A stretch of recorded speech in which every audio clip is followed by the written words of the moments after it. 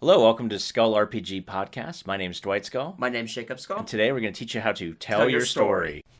So this take on the elevator game is also quasi in a cyberpunk or a Shadowrun world, or almost anywhere else you could use it as well, where your job takes you out at a pivotal moment. So in terms of like a cyberpunk, if you're needing to hit a different corporation, but you need certain tech in order to hit it, at one of those missions, you use the elevator game to take your party out of that job. So now it's the ramifications of them not being able to complete that job.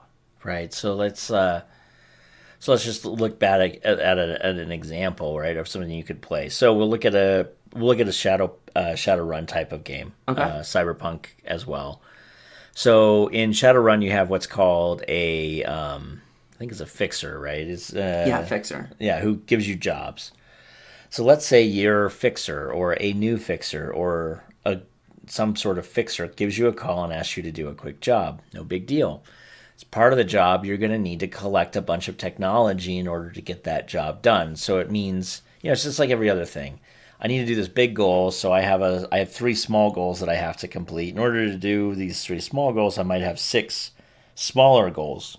2 for each of the small goals, and then when those 3 are done, now I can go do the big goal.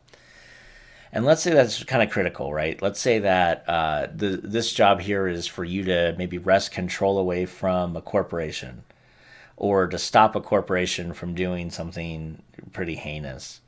I saw, and I can't remember where it was, but I saw this thing, and this is kind of the inspiration for this. This guy found out, I honestly don't remember what I was watching. Let's just say this was the scenario. This guy found out that we were going to be attacked, right? We being whoever his organization is, whoever his people are. It could be a country, it could be a town, it could be just a a city. He found out, we're going to be attacked. So he starts to, he realizes he can't tell that information over the air because it's like they've cut off his communication. So he jumps in his car and he starts to run over to, his bosses to let them know that, oh my God, we're going to be attacked, and here's who's doing it. And then in that, he has a freak accident. Like, not even like somebody didn't cause it. Like, he's literally just had a freak accident because he was driving too fast and it was raining. And his car goes over a cliff and he's in a coma. And then 5 months go by and he wakes up and he's like, oh my God, I have to tell my sergeant something really urgent. And they're like, okay, well, yeah, we'll get him here. So the sergeant comes in and, yeah, what is it? And he goes, we're going to be attacked by the blah, blah, blah. And the sergeant's like, yeah, that happened like 4.5 months ago. Like, we lost a lot of guys. Like, thanks. And it's this very, hugely climatic for the guy because the guy's like, oh my God, this all this information. But Messenger never arrived. And so by the time the messenger does arrive, he thinks it's important. But at the end of the day, it's not important. It's old news. And so this is kind of what got me thinking was like, man, what if you had your players like were pivotal in something, absolutely pivotal. Like maybe they're going to do peace talks between like 2 rival gangs, street gangs or something. And part of that peace talk is to have enough technology so if something goes wrong, then they can, react to it. Or, what if part of the plan was for you to get a piece of technology away from this other group so that the bargaining power they had at the table was a lot less? And the next thing you know, you show up, and if everything goes to plan, you'll get the tech, you'll bring it back to your people. Now the tech's wrestled out of their control. And hey, that's normal, that's great, that's how everything should work, right? Well, you want to have a little bit more fun with this. So what you can do is, for some sort of reason, there's this elevator game happening, right? Unbeknownst to the players. And as Jacob had kind of mentioned before, like, okay, what if they're going through this, let's call it a laboratory in this case, since it's futuristic. Could be a dungeon in a different world, but in the Cyberpunk or Shadowrun, they got to go to a laboratory and remove this key piece of technology from a person who is, like, it's strapped in. So they end up killing the guy or incapacitating the guy, removing the cool new cyber technology, and if everything worked well, they would just walk out. Life's good. Well, the thing is, the fixer who sent them on this side quest mission, right, may not have been the normal fixer. And that fixer is working for the other side. And so he sent them on a wild goose chase, but not just any old wild goose chase, a really horrible wild goose chase. So as they go into the lab, they're met with, the normal thing: guards, obstacles, plates, Mm-hmm. pressure sensors, motion detectors, cameras.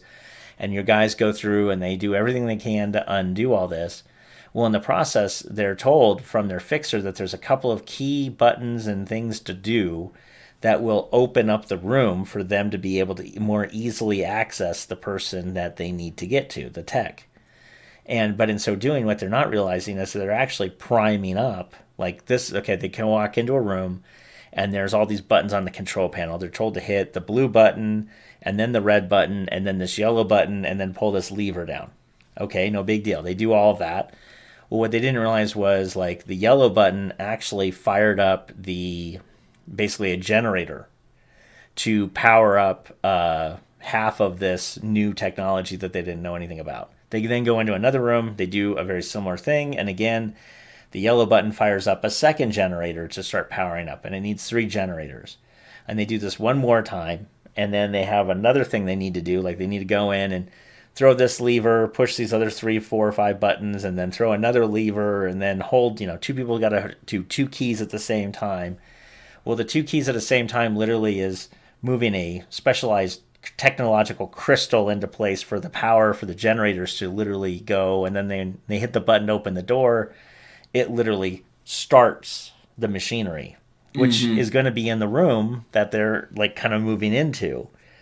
And when they get in there, they're not realizing is when they walked into that room, anywhere they walk out because they've opened it up is now like a gate into another dimension. Again, same thing that the elevator story has, is you walk into another dimension where there's no one at. And you could have that where there's no one there. Or you could have it be a parallel dimension where they're off, but they don't quite feel off until a little bit later. Like every couple minutes, you just start having them like notice things. Like, oh, hey, everybody, it's like, oh, this is your part of the town. Hey, roll me a spot check or perception or something, some sort of, check. And they roll it and you're like, huh, that's weird. You remember that being a different store. And you're like, okay, what does that have to do with anything? Yeah, but you do that like 3 or 4 times and the players will be like, how come we keep noticing stuff's different? Mm-hmm. What do you mean stuff's different? It's like, oh, stuff's different. What do you mean stuff's different? What do you want to like really look around and scout around to figure out what's going on?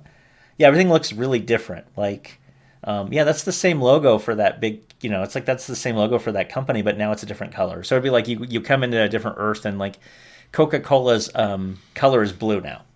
Mm-hmm. And Nike has like, it's not a swoosh anymore. Like there's no Nike swoosh. It's a different little thing. Like it's a big N with like an arrow going through it, and you're like, wait, that's not Nike's logo. Wait a minute. And, you're sitting there going, I'm pretty sure 17 companies didn't change their logo in the last like 6 minutes of me walking into the lab. Something happened. Something weird happened. And so now you can start having the players start realizing, wait, what in the world happened? And then by the time they get back, it's too late. Mm-hmm. The thing that they would have been there for is over. They were considered to be dead. They went on a mission. They went to the lab. You never came back. And they never came out, right? This happens all the time, right? Shadowrunners die. I mean, but when you come back now, you have a different set of consequences. First of all, the set of consequences of you not being at the thing, and that thing is now gone however the GM wants it to go. So good for you being the GM. You can make it go however you want it to go. Probably the worst is how you'll do it. Mm-hmm. Regardless. But now the family thinks they're dead. So how do you prove you're you? Where have you been for the last week? Well, I've been in this city, but it wasn't this city. Yeah, okay. Sure. Like, cool story, bro. Like no one believes you. Mm-hmm. Because why would they? And so now it's like, how do you prove that you are who you say you are? You've been burned. If you go back to our burned characters episodes, you've been burned just because you're dead. You've been assumed to be dead. And so, you have all these cool ramifications that you have to work through, all because of, frankly, reading an elevator story online and twisting it to make your own little game out of it.